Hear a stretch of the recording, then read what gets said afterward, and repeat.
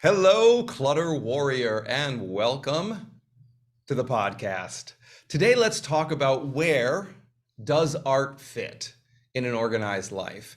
I think for many people, when they approach the idea of organizing, or when they think about having an organized life, having an organized home, I think for some people who maybe are not as organized as they would like to be, they perceive that to mean that they are going to live in some very aesthetic, minimal kind of home where there can be nothing decorative because it doesn't serve a purpose. And certainly, from my point of view, that's about as far away from the truth as we could get. Here in my home, I have, I wouldn't say a sizable art collection. I don't rival a museum, but I have art in every room of my home.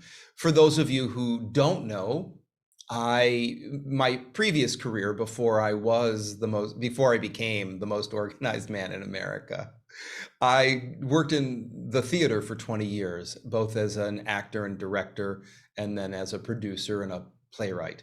So I ran a multidisciplinary art center in Washington, D.C. for 4 years, where I was nominated for the Mayor's Art Award multiple years running for my service to the art community in Washington, D.C.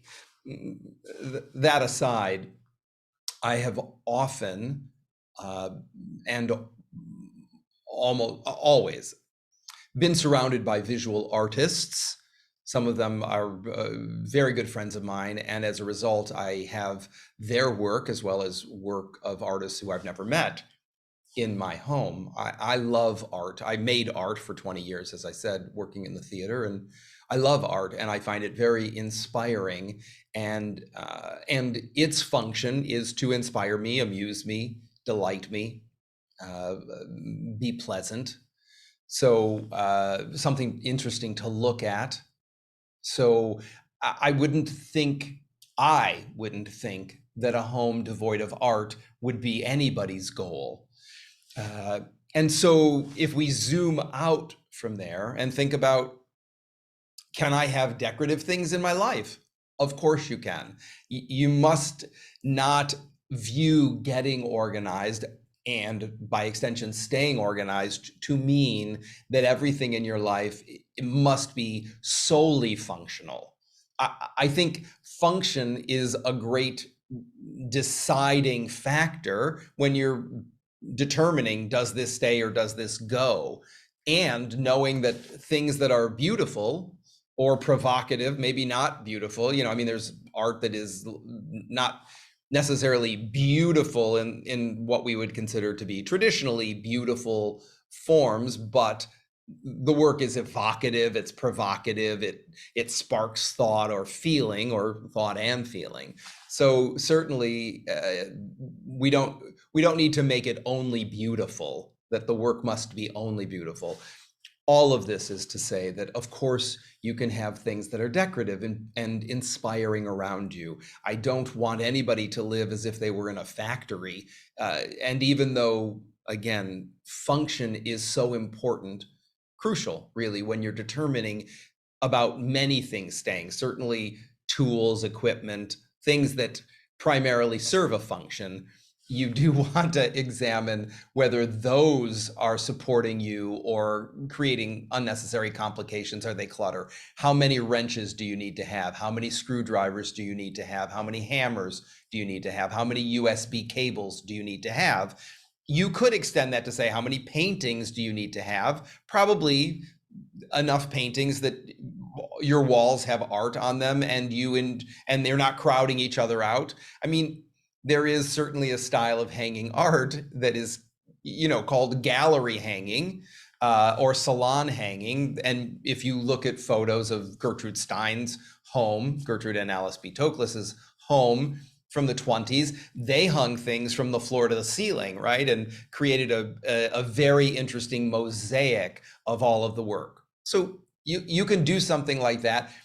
you probably wouldn't want to have so much work that it's stacked up in the corners of your living room, not hung on the wall. So if it's good work, meaning you've spent some money and it was, you like you like it, you probably want to put it in art storage. If you can't display it, you probably want to put it someplace where it's protected and protected from the elements, right? It's not exposed to undue humidity or dust or anything else, too much light, anything that might cause the erosion or the decaying of the piece of art. And we're talking about two-dimensional art. We're talking about, right, paintings, drawings, things that are flat that would hang on a wall. We should of course expand that definition to include sculpture and three-dimensional things. All of it is to say, please have art in your life. I think a life without art is missing something. And certainly if you can't afford art, or you live in a small place and you don't have room for art, then maybe the alternative, at least in the near future and the present, is to go to galleries and to museums where you can see art and experience art. And if you're fortunate enough to have enough room and to have the work, whether you've made the work or somebody else has made the work, display it. If your kids are making artwork, I tell folks all the time, there's no point in throwing it in a drawer and saving it for someday or saving it for later. Why not hang it up? If you're that proud of it and your kids are proud of it, why not create a little gallery for the kids to display their work? And then you can easily rotate through that. So just like a gallery, a commercial gallery would do, I mean, they have different shows every month or every 2 months. You could rotate the work so that you're not always looking at the same little mini masterpiece from your little mini artist.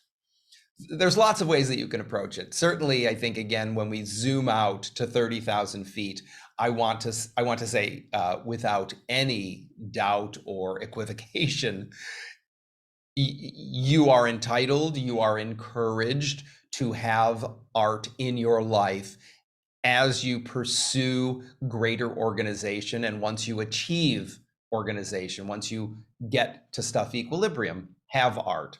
Art is a good thing. Art is always going to make your life richer.